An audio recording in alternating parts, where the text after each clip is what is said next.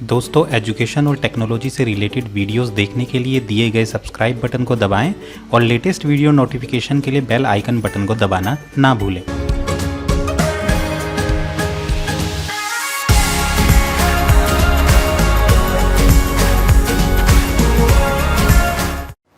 नमस्कार दोस्तों, और आज मैं स्वागत करता हूं फिर से आपका अपने टेकमास्टर्स एजुकेशन चैनल में। और मैं हूं अजय, और मैंने ये सोचा कि दोस्तों चैप्टर नंबर 4 जब हमने पोस्ट किया था उसके बाद मैंने काफ़ी गैप ले लिया, कम से कम 6 से 7 दिन का गैप अप्रोक्सीमेटली मैंने लिया।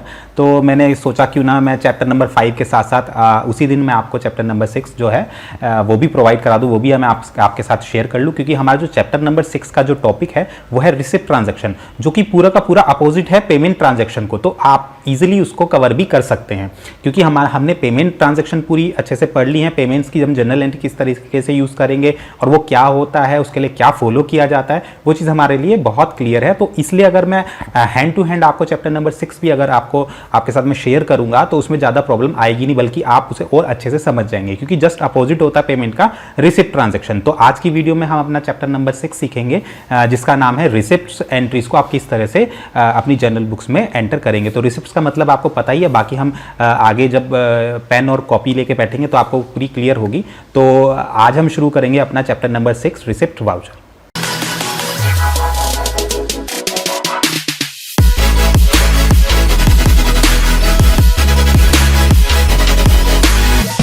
दोस्तों चैप्टर नंबर हमारा जो 6 है वो है रिसिप्ट्स यानी प्राप्तियां। देखो पेमेंट के जस्ट अपोजिट होती है। जिस तरह से 3 तरह की चीज़ों के ऊपर हमारा पैसा खर्च होता है, जैसे सबसे पहले एक्सपेंस था, तो एक्सपेंस की अगर हमें इनकम हो गई यानी किसी टाइटल से हमें पैसा प्राप्त हो गया तो वो इनकम रिसीव्ड यानी प्राप्ति माना जाएगा, आय प्राप्त होना। इसी तरह हम किसी पेमेंट में किसी पार्टी को पैसा दे रहे थे क्योंकि उससे हमने खरीदा होगा माल, तो ऐसी कंडीशन में हमें उसे पैसा पे करना होता है। लेकिन ऐसा भी तो हो सकता है हमने किसी को माल बेच रखा था और वो बंदा हमें पैसा दे रहा हो, या किसी भी वजह से वो बंदा हमें पैसा दे रहा हो, तो cash receive from any party, तो ऐसा भी तो हो सकता है। ऐसी कंडीशन में हमारे पास पैसा आता है तो ये भी एक प्राप्ति है जो किससे हुई है, किसी पार्टी के थ्रू हुई है। इसी तरह हमने कोई संपत्ति खरीद के रखी थी तो पेमेंट करा था, है ना। तो अगर हम उस रखी हुई संपत्ति को बेच रहे हैं किसी भी वजह से तो वो क्या हो जाएगा भाई, उसके बिकने से हमें पैसा मिलेगा, तो ये भी एक तरह की प्राप्ति है। तो यानी जिस तरह से पेमेंट 3 टाइप पर होती हैं उसी तरह से उन टाइप्स को अगर हम अपोजिट कर दें तो वो सारी हमारी रिसिप्ट्स बन जाएंगी। तो तीनों टाइप की हमारी रिसिप्ट्स हैं। तो इस तीनों ही कंडीशन में रिसिप्ट्स में क्या आ रहा है, हमारे पास कैश आ रहा है तीनों ही कंडीशन में। और कैश क्या है, एक रियल अकाउंट है। तो रियल अकाउंट का क्या रूल होता है, ऑल कम्स इन डेबिट। तो कैश हमारे पास आ रहा है तो डेबिट में तो फिक्स है हमारा, क्या आएगा, कैश अकाउंट ही आएगा। तो क्रेडिट में कौन आएगा, तो अगर वो इनकम के जरिए प्राप्त हो रहा है हमारा पैसा, जैसे इंटरेस्ट मिल रहा है, कमीशन मिल रहा है, या कोई फीस मिल रही है, तो वो चीज़ हमारी क्या हो जाएगी, क्रेडिट, और डेबिट में हो जाएगा कैश। और अगर कोई पार्टी हमें पैसा दे रही है तो क्रेडिट में कौन हो जाएगी, पार्टी, और डेबिट में हो जाएगा कैश। और अगर किसी संपत्ति के बेचने से हमारे पास में पैसा आ रहा है तो संपत्ति हो जाएगी क्रेडिट और डेबिट में हो जाएगा कैश। यानी इसका नियम क्या बना, cash account always debit in receipts journal entry. यानी जब भी हमारे पास कहीं से पैसा आएगा वो 3 कैटेगरी से आ रहा होगा, है ना, तो उसे हम रिसिप्ट्स की एंट्री मानेंगे। तो हमारा क्या बन जाएगा, वो कैश अकाउंट हमेशा हमको डेबिट में करना है, और क्रेडिट में क्या करना है, इनकम को करना है। अगर इनकम से आया है पार्टी को करना है, अगर पार्टी से पैसा आ रहा है, संपत्ति को बेचने से अगर आ रहा है तो संपत्ति को क्रेडिट करना है। ठीक है, तो हम इसके कुछ रूल्स कुछ एग्जांपल्स हम समझते हैं। जैसे ये हमने यहाँ पे फॉर्मेट खींच लिया। देखो सबसे पहले डेट डाल दी, इंटरेस्ट रिसीव्ड, ब्याज में हमें क्या मिलता है भैया, पैसा मिलता है। तो रिसिप्ट की एंट्री हो गई, इनकम प्राप्त हो रही है। तो कैश तो भैया रूल के अकॉर्डिंग डेबिट होना ही होना है।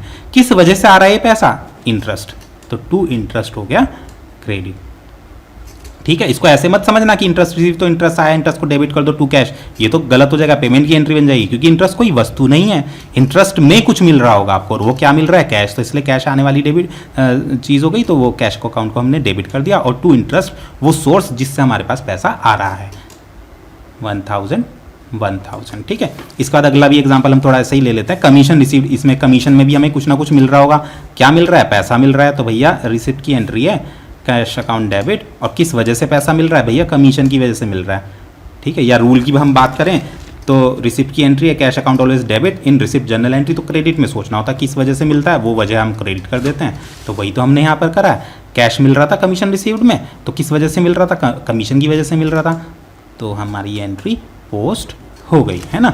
इसके बाद आता है हमारा अगला example, cash receive from Ravi.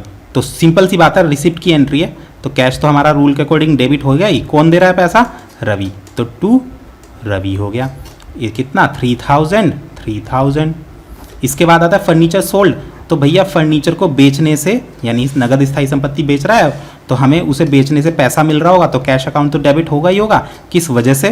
तो कह रहे हैं ना असेट्स डेबिट हो जाएगा, क्रेडिट सॉरी, है ना। तो फिर हम यहाँ पे लिख देंगे टू फर्नीचर। कितना? 2000। तो इस तरह से हम अपनी रिसिप्ट्स की एंट्रीज कर सकते हैं। तो बहुत ही ईजी है, इसमें कोई प्रॉब्लम नहीं है, जस्ट पेमेंट के अपोजिट रहना है, ठीक है। तो दोस्तों देखा आपने किस तरह से हमने अपने चैप्टर नंबर 6 को भी कंप्लीट कर लिया है। इस चीज़ से हमें ये चीज़ क्लियर हो गई है कि पेमेंट के जस्ट अपोजिट रिसिप्ट काम करेगा और उसके नियम भी उसी हिसाब से पलट जाएंगे। तो अभी तक हमने जो अपने जनरल एंट्रीज के और जो ओवरऑल हमने फाइनेंशियल अकाउंटिंग की टैली के कोर्स के 6 चैप्टर हम लोग पढ़ चुके हैं और अभी तक आपको ये क्लियर हो गया होगा कि अगर हम अपनी एंट्रीज को, अगर हम टॉपिक्स को अपने अलग अलग ब्रेक कर लेते हैं तो उस हिसाब से हमें ये करना बड़ा ईजी पड़ जाता है। और ये सब चीज़ें आपको इसलिए बताई जा रही है ताकि आप जब कंप्यूटर पर टैली को स्टार्ट करेंगे तो आपके मन में किसी भी तरह की कोई डाउट नियमों को, रेगुलेशंस को लेके और आपके टॉपिक्स को लेके ना आए और आप एक अच्छे से बहुत ही यूजफुल तरीके से आप अपने काम को पूरा कर पाओ ताकि वो बहुत ही कम गलतियों के साथ पूरा हो पाए। तो दोस्तों अगर आपको किसी भी तरह की प्रॉब्लम किसी भी एंट्री में फेस हो रही है तो प्लीज़ आप हमें कमेंट बॉक्स में अपनी प्रॉब्लम को लिखकर जरूर शेयर करें ताकि हम उसका जवाब आप तक पहुंचा सकें। और अगर आप लोग हमारे यूट्यूब चैनल पर पहली बार आए हैं तो आप प्लीज़ हमारे चैनल को शेयर करना ना भूलिए, साथ ही हमारे बेल आइकन बटन को जरूर दबाएं ताकि कोई भी नया वीडियो जो अपलोड होता है वो आपके नोटिफिकेशन तक सबसे पहले आ जाए। और अगर आपको मेरी वीडियो बहुत पसंद आई है तो प्लीज़ इस वीडियो को लाइक करना ना भूलें। थैंक यू दोस्तों।